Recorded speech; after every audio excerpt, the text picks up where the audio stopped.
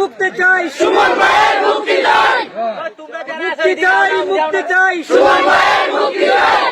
আমরা এখানে যারা যারা আসছি আপনারা দেখতেছেন সবাই আমরা সুমন ভাইয়ের মুক্তির জন্য আসছি। উনি অত্যন্ত ভালো মানুষ, উনি দেশের অনেক সেবা করছেন। আর কুস্তা চাই না, আমরা সুমন ভাইরে চাই, আমরা সুমন ভাইরে অতি সত্তর বার করে দাও। সৈয়দ সাইদুল হক সুমন ভাইয়ের মুক্তির কামনায়, জেল মুক্তির কামনায় আমরা আজকে পশ্চিম বারাবদা মানিক মেম্বার বাড়ির সংলগ্ন ময়দানে ইউসুফ ভাইয়ের উদ্যোগে আমরা আজকে যে ইফতার মাহফিলটা আয়োজন করেছি, এখান থেকে আমরা তাদেরকে জেল মুক্তির জন্য আমরা কামনা করি। আল্লাহ তাআলা যেন আমাদের এই গরিব দুঃখী মেহনতি মানুষের যে সাহায্য সহযোগিতা করেছেন এবং ভবিষ্যতেও করবেন এই আশা আকাঙ্ক্ষা রেখে আমরা আজকে ইফতার মাহফিলের আয়োজন করে ওনার জন্য মুক্তির কামনা দোয়ার আয়োজন করেছে আমাদের এলাকার কৃতি সন্তান কুয়েত প্রবাসী জনাব মোহাম্মদ ইউসুফ আলী ভাই। এজন্য ওনাকে আমরা ধন্যবাদ জানাই। মাধবপুর সোনারঘাটবাসীরা, আসলে আজকের যে আয়োজন আপনারা দেখতেই পাচ্ছেন, এখানে কোনো দল বিশিষ্ট লোক নাই, সবাই বেশটা সুমন ভাইয়ের ভক্ত। ইভেন সবাই যারা এখানে আজকে আসছে সবাই তাকে ভালোবাসে, ইভেন আমি নিজেও ভালোবাসি। আজকের আসার উদ্দেশ্যটা হলো আমাদের বেশটা সুমন ভাইকে আমরা মুক্তি চাই।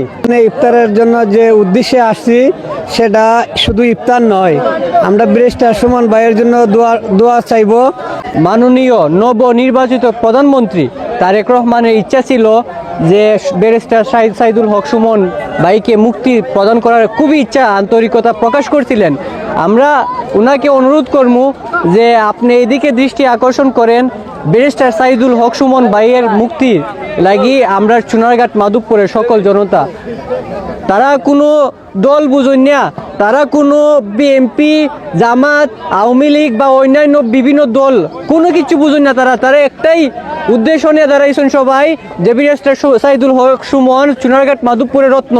এই রত্ন আমরা ফিরিয়ে দিতা আপনার কাছে আকুল আবেদন যে আপনি ইচ্ছা প্রকাশ করছিলা মাননীয় প্রধানমন্ত্রী তারেক রহমান, আপনি এই ইচ্ছাটা আপনি বাস্তবে রূপান্তরিত করুন।